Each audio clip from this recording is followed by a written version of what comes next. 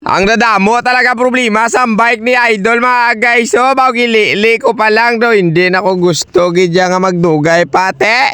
Walang tawa blaon nan. Lang tawa namin sa gali kong malimpyuhan niya. Ay ambot na lang gida. Update nyo ko palanta ko sa inyo. Tanan ko ano gikuti ni Maninoy ba. Oh.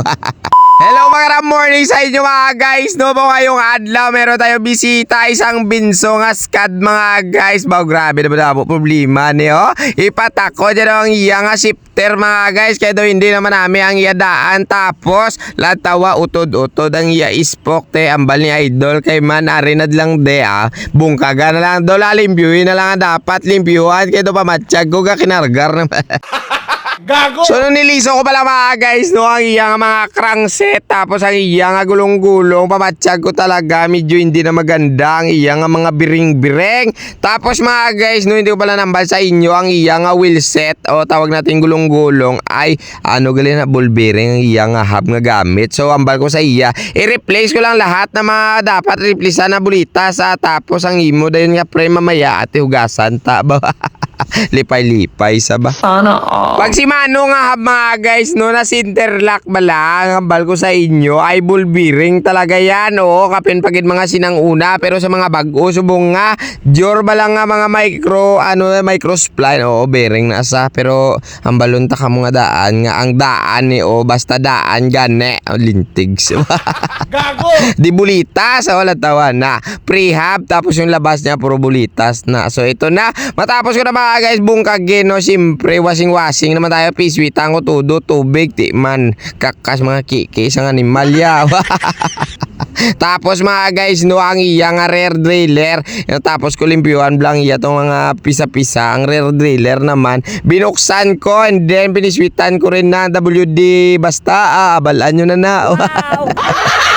Matapos ko mga guys, ukaso na mga kiki sa rear driller no, siyempre banlaw muna tayo kagang inangina, nalatawa itsura ya, baw naglimpyo gid man ang animalya Pagkatapos mga guys no, sinunod naman natin sa paglimpyo ang iya nga mga biring-biring latawa bla ano gali hinanginan para naman dungan tanan baw lintig sige namin kini sa karon pag ibabalik na naton bala. So ito na nga ni mga guys no, finally nakabit na tayo ng ball bearing lantawa ninyo gin isa-isa ko gid na para naman aswabe gid ang libot ya mamaya bla hindi naton hindi siya bla magkulang hindi ba magsubra. Importante insakto lang ya pagbutang taba. Kung hindi ka kabalo gani kung mga muni buksan mo hindi ka balo magbalik ate pahuway ka na lang sa banga tampuhaw ka.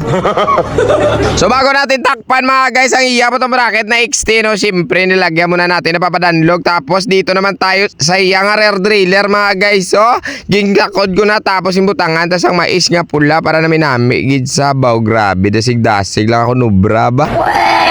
Payo ko lang mga guys no, sa mga beginners na mahilig magbukad-bukad sa ilang mga bike no, bago nyo hugtin ang inyong butong bracket, make sure talaga mga guys nakamuton no, wag pasulod para hindi dasig guba. Need talaga mga guys no, bago mo tiraon sang tulsaw gamitan mo na isang kamot-kamot ba dumanol. Matapos ko kayuhin mga guys ang iya nga kaliper no, baw nambal ko naman sa inyo ang iya nga kaliper bala pagtakod sa iya brake pad tabingi baw tampuaw man to nga nagtakod man pero okay lang may lang gani kay kabalo taya aya. So nakita nyo na nga ni mga guys no, inukas ko ang luma niya na head parts na 44mm kasi nga gusto ni Idol bailuan ng bago dasig tada yung magtakod basta bago ay kanami sa nga kuno ubra So ito na gulo na tayo mga guys ng kanyang ipikso no, tapos takod na nato ang handle bar nga may stem dasig lang lantawa blaw nan ay kalain. Wow. Napansin niyo mga guys no, nilukit ko ng plastic ang piston ng iya nga kaliper nga si Mano MT200 kasi nga ate nagwa na gid sa. Tapos mga guys yung obra ko gidre nato ng iya nga oil bla para naman malimpyo tanan ba kanami sa kon magubra tama gid ka pispol ba tawag diyan. So yan nga ni mga guys, so finally natapos agad man ang aton nga obra. Matapos ko lagyan ng oil, siyempre adjust ng kambya about swak na aking obra. Paalam na po, hanggang dito na lang si Maninoy ninyo. Sana na-enjoy kayo. Paalam na, God bless, bye bye.